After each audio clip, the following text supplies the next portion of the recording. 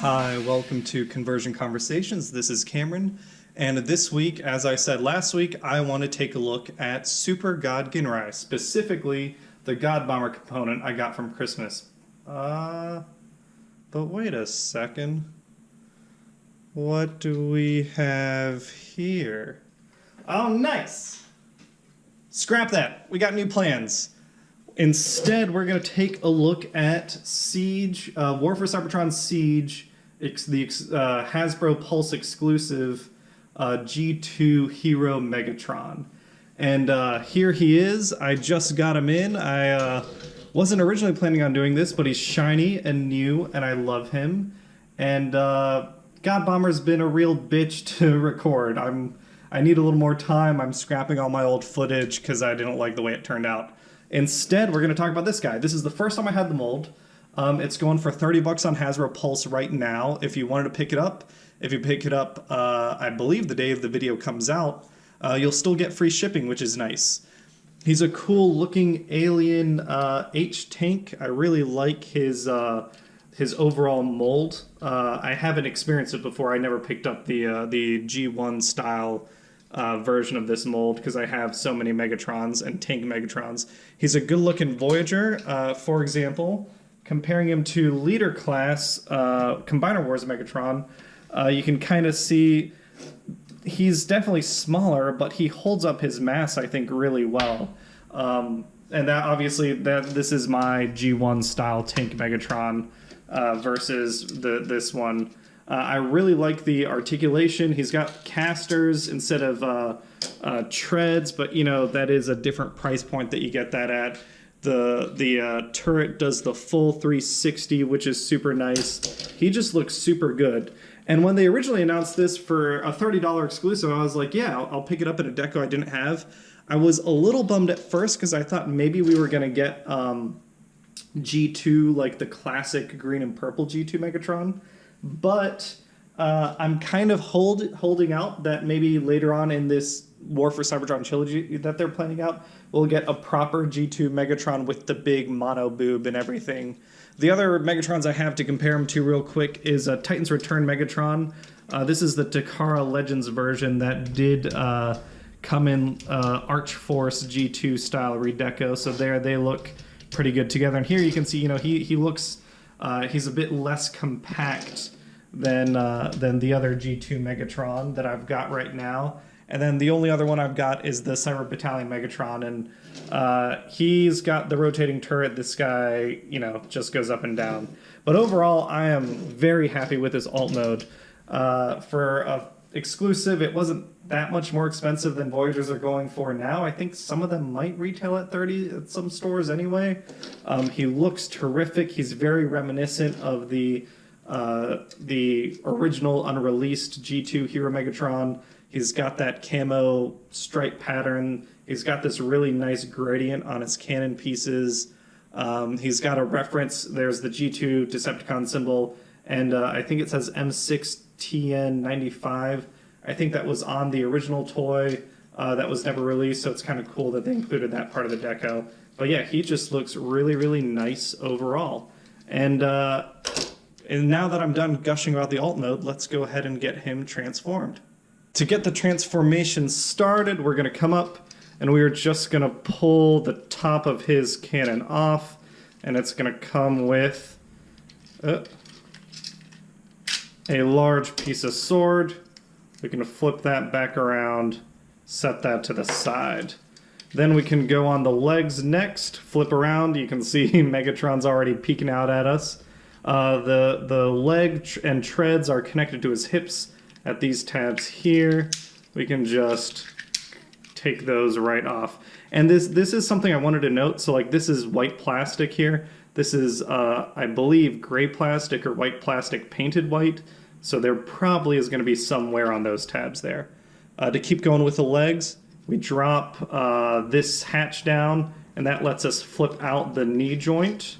That can come out. We can straighten it out, close the hatch back up, and that completes a leg basically. Just swivel it, or don't swivel it around, just flip a heel out, and we'll end up flipping out all of his, or switching out his hip entirely. Same thing on the other side. Flip that heel out, and then he can give his whole lower body a nice swivel. Coming up top, disengage the sides of the front of the H-tank treads from the front of the tank. You can get that out of the way for now. Come in on the back, split the back, and he's got his Megatron, the fusion blaster, fusion cannon already back there.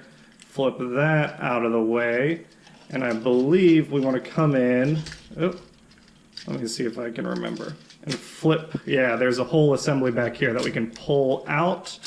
Get that out of the way, nope. Get the arms, there's a tab on the arm that can slide right in on each side.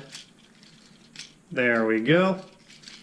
Bring his back around, flip in these two parts of the treads, and there are tabs here on the treads that can hook into the back platform, bring the back platform down, and everything locks into place pretty nicely. And I think that's it. Do I flip? Oh, there we go. Slide these down, get those out of the way. And then you can come in and flip out his fists. Oop. There we go.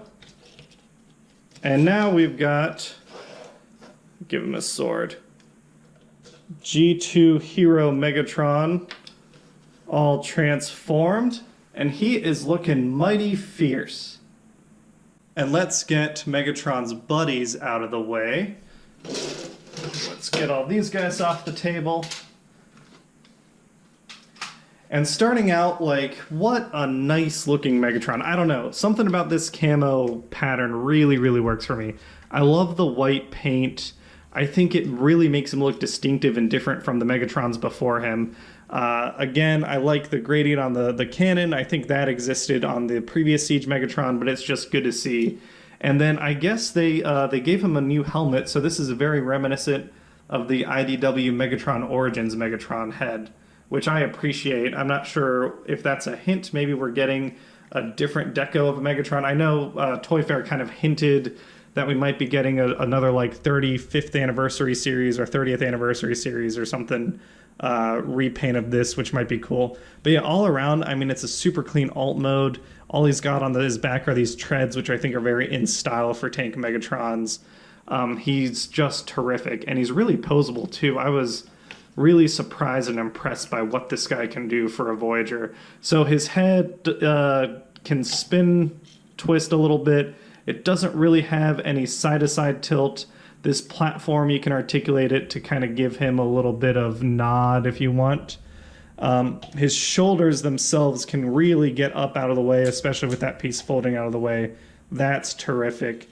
He's got a little more than a 90-degree curl on his arms, so you can really get some good looking, you know, I'm gonna fusion cannon you in the face kind of shots. That just looks awesome.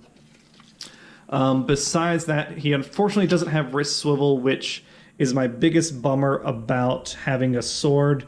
Some sort of, you know, if the sword could be tilted at an angle this way, if the wrist could twist, or if it could swivel a little bit, that would have been helpful.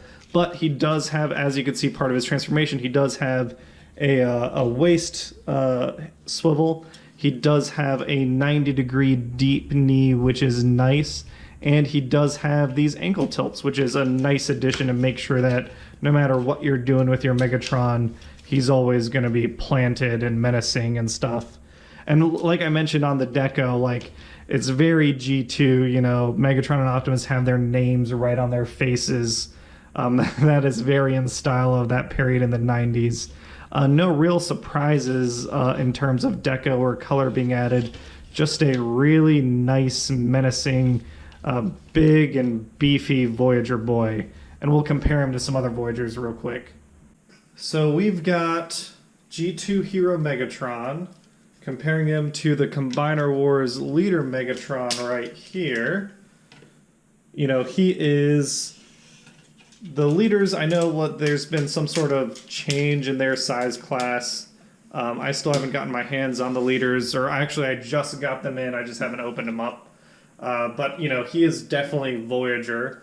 The Cyber Battalion Megatron, which is equivalent to a Voyager, just at a cheaper price point, a little less plastic. And then the other Voyager Megatron that was a tank, we have the Archforce Megatron.